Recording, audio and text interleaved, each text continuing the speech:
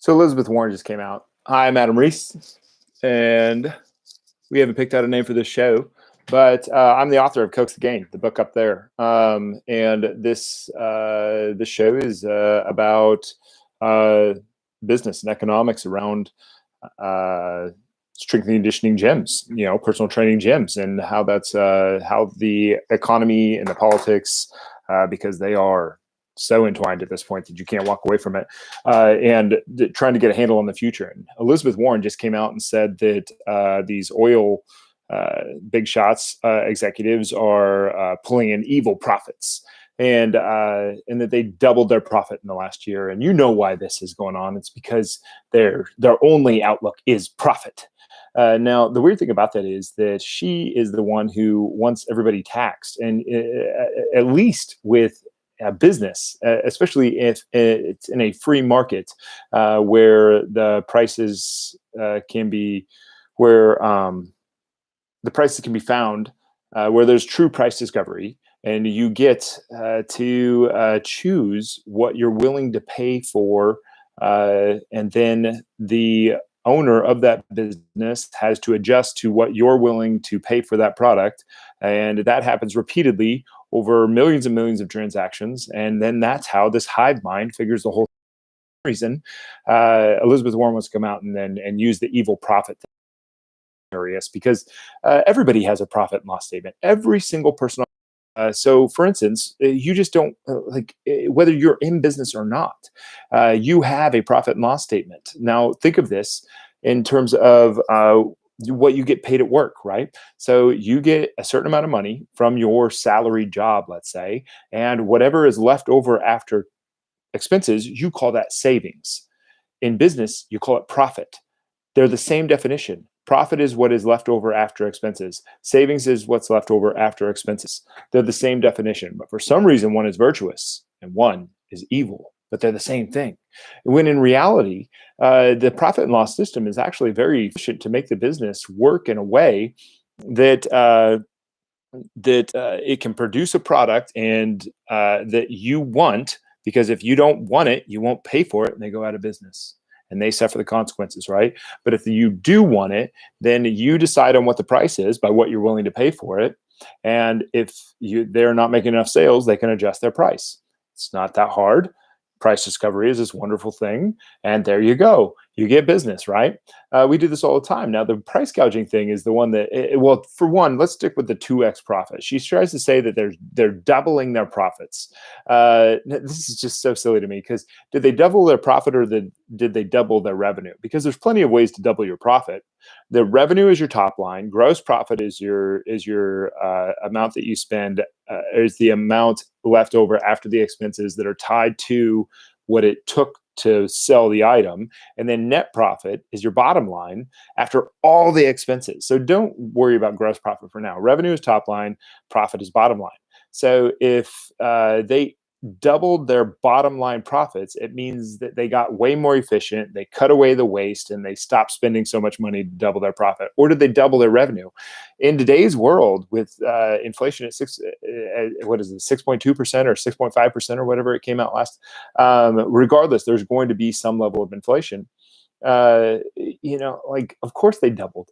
You just printed all this money last year, and you don't think that there's going to be a little bit, when there's more dollars out there floating around, the revenue is going to go up slightly, and then you're going to say that they're evil for your actions because you're the politician that did it. Speaking of Warren there, but let's go over the price gouging thing here, because I find this one hilarious, because people use this all the time, like the evil price gouger, when in reality, a price gouger is just rolling with the laws of supply and demand. So let's say that you have just normal supply. All right, let's use this something that everybody can understand. So let's go back to the great toilet paper shortage of 2020, right? It was hilarious. It was hilarious. Like, why toilet paper? Why were people's buttholes their priority at the time? Why wasn't it bacon or rice? I don't know, something else. But it was toilet paper. So people prioritize butts more than, I would have thought they did. So anyway, there's this huge toilet paper shortage. So there's not enough supply, but the government has made it so that you can't change the price, otherwise you're an evil price gouger. Whereas if you did take this and you said, okay, well, we're going to drive up the price to lower the demand so that we can maintain our supply, right? And then as the demand comes down, the price will also come down, and therefore you have an even supply. Everybody gets what they want. And you're like, okay, Adam, but what about the poor people? They're going to get it last, and the rich people are going to get it first. Yeah, that's kind of true. It's whatever is somebody is willing to pay for that toilet paper at that top level price. So if it's $100 a roll and someone's willing to pay $100 for that roll, then they will. And if someone's not willing to pay $100 for that roll, then they won't. So let's say that a rich person is more likely to spend $100 on that roll because they really prioritize a clean backside, right? Fine, whatever, that's fine. And then it slowly trickles down. Some people, but it keeps the supply. Everybody gets it. Over the course of 2 weeks, maybe the person who wasn't willing to spend $100 per roll, then $50 per roll, then $25 per roll, all the way down to it's $1 per roll, whatever toilet paper costs these days, then they would have probably been fine surviving on what they had, right? Until it all. And people are, and I get it. The not fair thing comes in because you're like, what about the person? Well, it's who's willing. It's not necessarily rich or poor. It's who's willing. So take the rich poor thing out of there. So you say, okay, well, it's not fair to the person who wasn't willing to spend $100 per roll. Okay, fine. Well, life's not fair. I mean, you take a person whose first name is Abby, and you take another person whose name is Zach. And in kindergarten, they probably had to line up in alphabetical order. Zach always went last, and Abby always went first. Is that fair? What about if it went by last name and you had a name like Reese, right? Well, Reese was always in the middle. Is that fair? Like, it's just not that big of a deal. Some people are just going to be there first, and some people aren't. I guarantee you've gone to a concert or been in line or done something where it wasn't fair, and that's just how it goes. But really, this thing, it just like price gouging. Calling this price gouging and then using words that she just knows how to use them to manipulate people because they're like, oh, profit's evil. If you're only out for profit, then you're a bad person. Yeah, except that every single person, even if you're not dealing with currency, has some kind of profit and loss statement that they use on a regular basis. Like, don't tell me that you don't buy something because because at the end of the month, you're going to end at a negative than you did at the beginning, than when you got your check, right? So you run a profit and loss statement just like businesses do. So you fully well understand how a profit and loss statement works. You can't overextend yourself because then you don't have enough money to actually pay it back. Then you have to go into debt, and then you have to pay back that debt. And then you just get into a self-perpetuating cycle of no good. Then you understand. Businesses have to do the same thing. And why, what's this mean for gyms?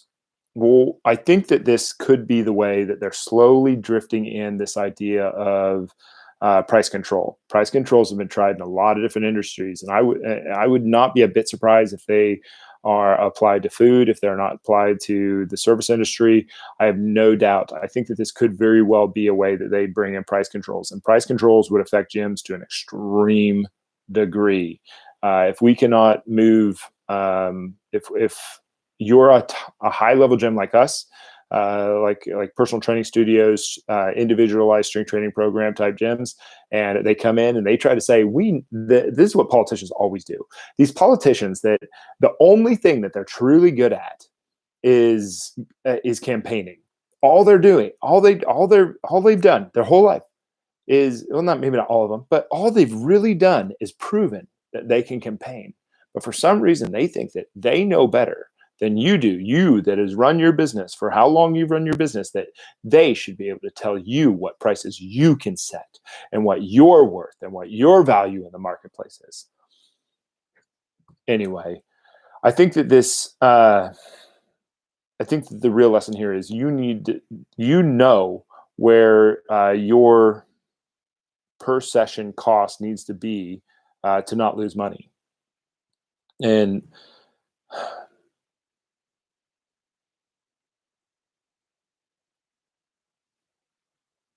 we just can't afford a politician to come in and tell us how to do this when all they're good at is campaigning. It drives me absolutely bonkers, but it doesn't drive me bonkers. I let it drive me bonkers. Let's use correct wording here. But the funny thing about this is it's all her fault.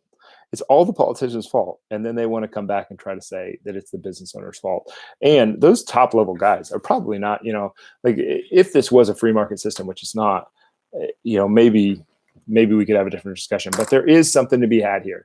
I think that this could be their way into setting price controls, and you have to have contingency plans set up for what you're going to do if that is the case. But remember, profit is what's left over after expenses. Savings is what's left over after expenses. One is virtuous and one is evil for some reason. I would encourage you to see both of them as not evil nor virtuous. They are objective. It is a way to balance how you're going to make decisions. And that is not bad. Like to think that, oh, well, we do that for profit.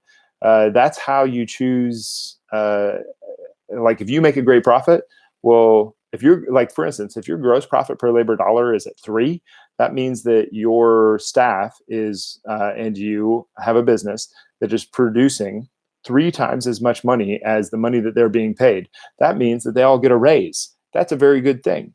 That is a system that allows you to decide what everybody is worth in the marketplace, and then that's how they get their raise. You don't need the minimum wage thing to come in and tell you how to do that. Anyway, Elizabeth Warren needs to grow up. All these politicians, they're just the same way. How much of your soul would you have to sell to be one of them? For what? Because she has a profit and loss system too. I guarantee you. What's the saying? Until it's profitable for the politician will not do anything. That's what you're seeing here.